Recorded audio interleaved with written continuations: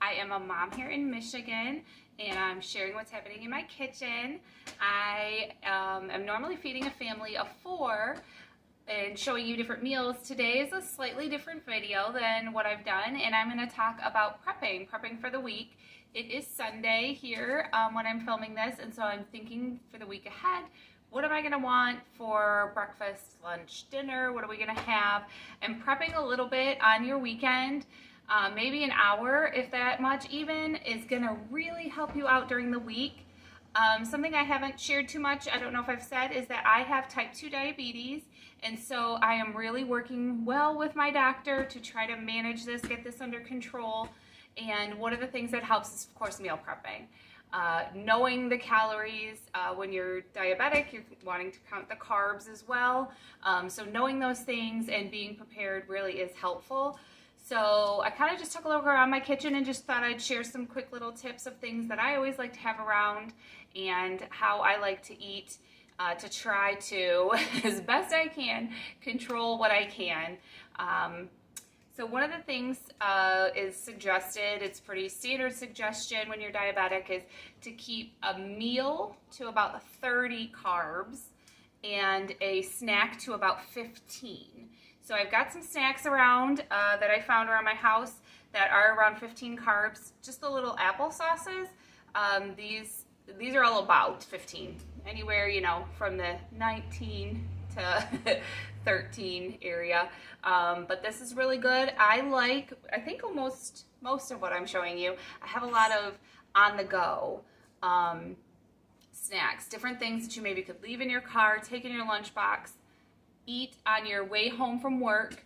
I have almost a 30-minute drive, and I find if I have a good snack on my way home from work along with some water, that tides me over really good to be able to make a nice healthy balanced dinner for the family and be able to, you know, keep myself under control instead of getting the hangries after work. So these apple sauces are good. This is just a multi-fruit flavor, but any kind that you like. All of these are found at Aldi, my favorite store. I like these small packs of crackers, so these are a 4-pack, better than the 6-pack, because same thing, these are around the 15 carbs, and these have peanut butter in them. These Fiber Now bars are really good. They have a couple different flavors. Of course, chocolate is delicious. It says real big 90 calories on the front, and same thing about 15 carbs. And I really like these. There's quite a few different flavors at Aldi. This is strawberry, but they have blueberry and I think a cinnamon. And same thing, a nice healthy snack.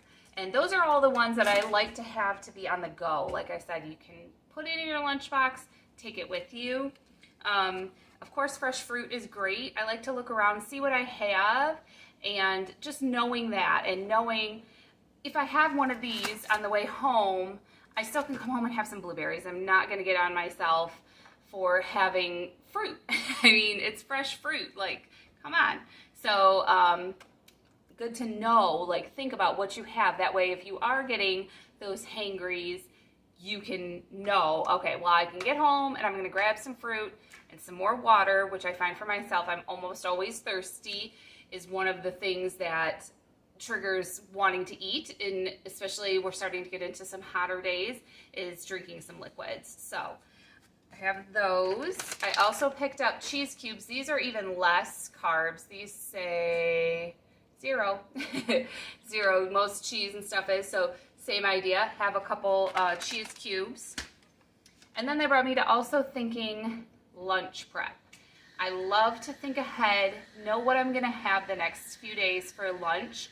Saves my money, which all of us are trying to do right now, right? With this recession that we're in, food costs are high. So if you buy the food at the grocery store, look around, see what you have. What can you do to get ready today that you can make a nice lunch for the week? So I did buy lettuce, and I bought some of this kind of lettuce, this romaine lettuce, and some of this honey turkey breast. This is delicious. This is from Aldi. And I was thinking a couple different things. So I'm going to today go ahead and chop some of these. I put it in a gallon-sized Ziploc bag, actually with a paper towel at the very bottom, and that helps collect all the moisture so it doesn't get soggy or weird or anything through the week. And then you can eat salad, but I'm gonna leave one of them whole because this is great. This is very similar if you go to Jimmy John's and you get an unwich. And so you could just use this as instead of bread if you want. I mean, use bread if you're into bread, but if you're trying to watch your carbs and you're thinking, you know, oh, maybe I could do that, throw your turkey, some cheese in the wrap and have it that way. The recipe I'm gonna share with you today that I am gonna be cooking something is I'm going to be cooking chicken meatballs. I got this idea from my sister. Thank you, Tarina. She always makes these probably every week, just about. And I don't have her exact recipe. I just found a recipe online. Chicken meatballs are pretty standard. Any kind of meatball recipe you can find online and standard, but I'm going to bake them and I'm going to use the ground chicken. I think those are a couple of the things that make this a much healthier option when you're trying. And then throughout the week, I have access to a microwave at work. So throughout the week, I can bring some meatballs, bring some leftover rice or pasta with red sauce, like, you know, anything, and you've got your protein ready to go. When you know it's ready to go, you're gonna take it and you're gonna use it. You've spent that money and the time to put into it and you're gonna use it, and you're gonna save your wallet and save a little bit of your health by making those healthier choices. So I'm going to share the chicken meatball recipe with you now. Here I have everything to make the chicken meatballs. I will link the recipe that I'm using down below. The website is Curry Trail. Does not have curry in them, but that is the website I found looked the most basic. I'm not going to put too many special seasonings in here because I want them to go a lot of different ways if I want them to taste different. So you start with your 1 pound of chicken, ground chicken. Ground chicken was around $3 a pound. I still felt that was a pretty good price for that. I'm going to use 1 egg. And again, the seasonings go how you want it to taste. There's some that I saw were called firecracker. You can make, of course, Italian. All the different ways. I'm going to do just some salt and pepper. I'm going to do some parsley flakes. I'm not measuring. About a tablespoon probably of parsley flakes. I have some onion powder, probably about a teaspoon of onion powder. And I'm going to use some of my minced garlic. I just have a regular house teaspoon, so probably one of those looks good.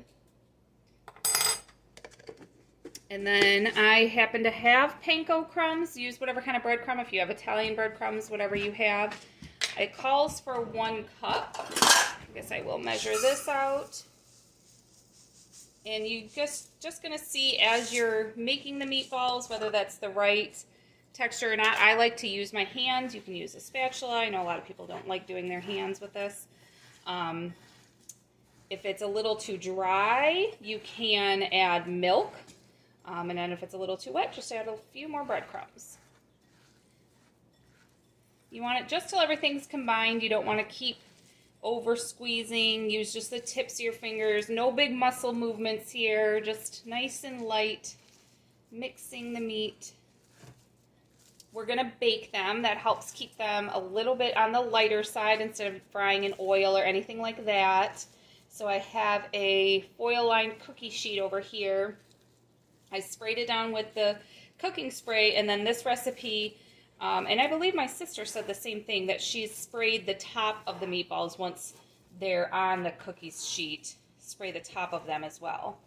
Okay, this has just come together, so that looks great. Since my hands are already dirty, we'll just start rolling meatballs.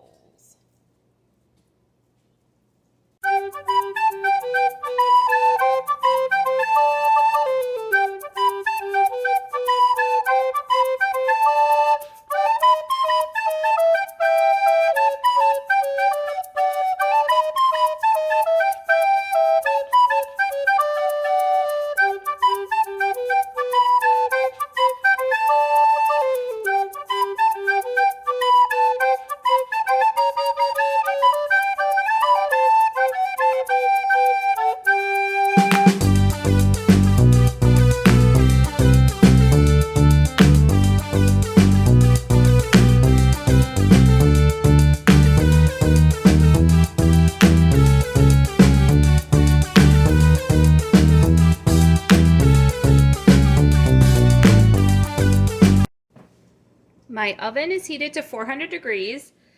I wasn't even trying, but I got 16, so these are all 1 ounce chicken meatballs, so that's kind of nice to be able to measure out how much, you know, if you're doing some sort of tracking of what you're eating.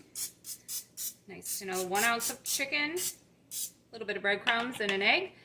So I just sprayed the tops with my cooking spray. I'm going to put them in the oven. It says anywhere from 18 to 20 minutes. You don't want them to overcook. Overcooking chicken's going to dry out really fast. There's very little fat in here from the chicken itself, and then of course a little teeny bit from the egg. So keep an eye on them. I'm going to check them at 18 minutes. I will show you them when they come out. Okay, the oven beeped at 18 minutes. Let's see. They're starting to get just slightly brown. You can tell at the bottoms there. I think they're actually going to be okay. Going to be burning hot. I do not recommend you doing this. Oh yeah, they're fully cooked. They're super solid. I'm trying to think of the right word. You know, they don't, it's not mushy, it's not springing back. It's very, very solid. There we go. Delicious meal prep. Let them cool completely. Put them in container in your fridge. And it can go with so many things during the week. Just even red sauce, or if you wanted to put some Frank's Red Hot firecracker type sauce on it. But you're good to go. Thank you so much for watching. Do a tiny little meal prep for yourself. At least even just look around your house. What do you have? Give yourself some time to think about what you have, and that will help you have a great week. Thank you so much. I believe that every day is a gift from God, and I really appreciate you spending part of your day with me. Goodbye.